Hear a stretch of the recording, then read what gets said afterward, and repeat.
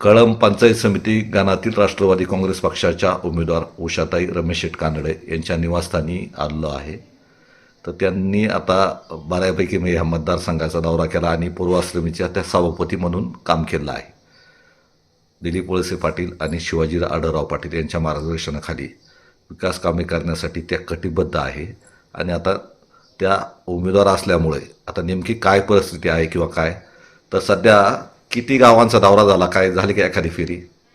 हो, पूर्ण एक फेरी तर नाही झाली, अगदी थोडे गावं राहिलेली आहेत. आणि असा प्रचार करत असताना लोकांचा आम्हाला मोठ्या प्रतिसाद आहे आणि पाठिंबा पण आहे. पाठिंबा आहे. तुम्ही आता सभापती म्हणून काम केलं, त्याचा आता फायदा होतोय का लोकांना? कसं आहे, म्हणजे तुम्हालाही फायदा होतो, लोकांची विकास कामे झाली का त्यावेळेस? निश्चित. पहिले 2013ला मी ग्रामपंचायत बिनविरोध सदस्य म्हणून माझी निवड झाली होती. आणि त्यानंतर 4 वर्ष झाली आणि मग पंचायत समिती जिल्हा परिषदेच्या इलेक्शन लागले. त्याच्यामध्ये मी उमेदवार पंचायत समितीची होती आणि गावाने आणि पूर्ण गणाने मला खूप चांगला पाठिंबा दिला, मतदानरूपी आशीर्वाद दिले. आणि योगायोगाने सभापतीपद आरक्षण आलं आणि सभापतीपद 2.5 वर्ष काम करण्याची मला संधी मिळाली. खरं तर हे सगळं ह्या सर्वसामान्य जनतेमुळे शक्य झालं. आता पहा, आता तुलसीताई भोर आहेत जिल्हा परिषदला आणि तुम्ही आता पंचायत समिती गणाला आहेत.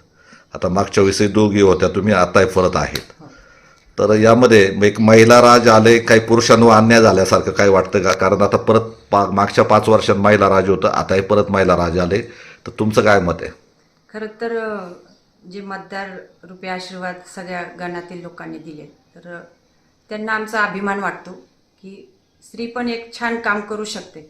आताही पुन्हा तेच आरक्षण आलं तर त्यांचाच आम्हाला पाठिंबा होता की ह्या दोघींना या ठिकाणी पुन्हा एकदा संधी दिली पाहिजे. आता गाव म्हणून तुमचं जे कळंब गाव आहे, मोठं गाव आहे, हायवेवरचं गाव आहे आणि याचा इम्पॅक्ट आजूबाजूच्या गावांवर पडतो. समजा टाकेवाडी असेल, विठ्ठलवाडी असेल, नांदूर असेल किंवा परिसरातली गावं आहेत.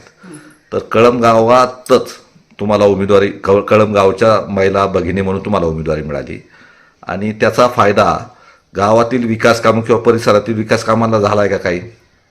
हो, निश्चितच. आपण गणामध्ये काम करतो नाही का, आणि मग पंचायत समितीत जे जे होतं मग त्यात बंधारा दुरुस्ती असेल, शाळांची वर्ग खोल्या असतील किंवा मग रस्ते असेल, दुरुस्ती असेल किंवा छोटी मोठी जे आहेत, कुठे सभामंडप असेल, तर ही कामं करण्याचं निश्चितच पंचायत समितीच्या माध्यमातून प्रयत्न केलेला आहे. नामदार दिलीपरावजी वळसे पाटील साहेबांच्या मार्गदर्शनाखाली काम करताना त्यांचा प्रचंड निधी आणि आढळराव दादा ते साहेब पण आमच्यासोबत, ते दोघांची एकी असल्यामुळे निश्चित ह्या तालुक्याला खूप मोठा फायदा झालेला आहे. दोघांच्याही एकजुटीमुळे आज तालुक्यात नंदनवन झालेलं आहे.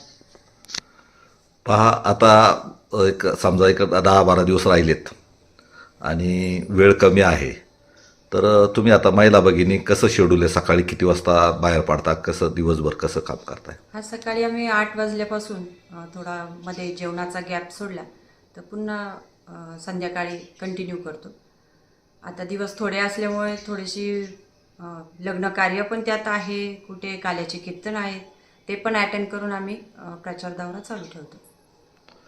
आता साधा प्रश्न आहे की का तुम्हाला आता बाहेर, समजा आता राजकारणात तुम्ही आहे बऱ्याच वर्षापासून, पण तुमच्यावर कधी असं कुणी आरोप किंवा प्रत्यारोप केले का कधी? काय तुमच्यावर काही भ्रष्टाचार किंवा वेळ देत नाही असं काही लोकांचं म्हणणं आहे का, किंवा आरोप झालेत का काही? नाही, असं मुळीच झालं नाही. मी पण जे काही साहेबांनी माझ्या जबाबदारी टाकली ती जबाबदारी मी निश्चित पार पाडण्याचा प्रयत्न केलेला आहे आणि ते सर्व लोकांना मान्य आहे. लोक समाधानी आहे. लोक प्रत्येक वेळी जिथे बोलवेल तिथे मी जाण्याचा प्रयत्न केला. मग त्यात काही लग्न कार्य असो, आणखीन काही बाकीच्या काही त्यांचे सुखदुःख असो, मी सामील होत गेली. आता राजकारणामुळं, समजा आता राजकारणात जवळजवळ 10-1 वर्ष तुम्ही म्हटलं तरी 10-15 वर्ष, कारण ग्रामपंचायतपासून सुरुवात झाली बिनविरोधला, तर तुमच्या कुटुंबाकडे काय दुर्लक्ष होतंय का? नाही, त्यांचा खरं तर त्यांचा सगळा सपोर्ट मला असल्यामुळे ते तरी अशी कंप्लेंट करणार नाही, ते सगळं सांभाळून घेतात आणि मला पण ऊर्जा देतात. ऊर्जा. हे खूप मोठं महत्त्वाचं काम माझ्यासाठी या ठिकाणी झालेलं आहे. कारण राजकारण हे माझ्या लग्नापासून बघते मी. राजकारण, समाजकारण हे ह्या कुटुंबामध्ये नेहमीच राहिलेलं आहे. त्यामुळे ते सगळं घरामध्ये असल्यामुळे मला कुठल्याही गोष्टीत म्हणजे काही शिकावं लागलं नाही. आता तुमचे पती भीमाशंकर कारखान्याचे माजी संचालक रमेश शेठ कानडे आहेत किंवा तुमचे दीर आहेत युवराज शेठ कानडे आहेत. यांचा काही याला तुम्हाला सपोर्ट मिळतो का तेच सगळं राजकारण पाहतात? नाही नाही, सपोर्ट तर आहेच.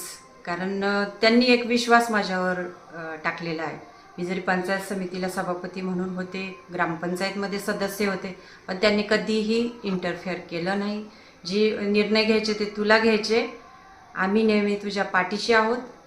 आम्हाला खात्री आहे की तू जे करशील ते योग्य करशील, असा विश्वास त्यांना माझ्यावर होता. त्यामुळे मला हे सगळं निश्चित चांगल्या प्रकारे करता आलं.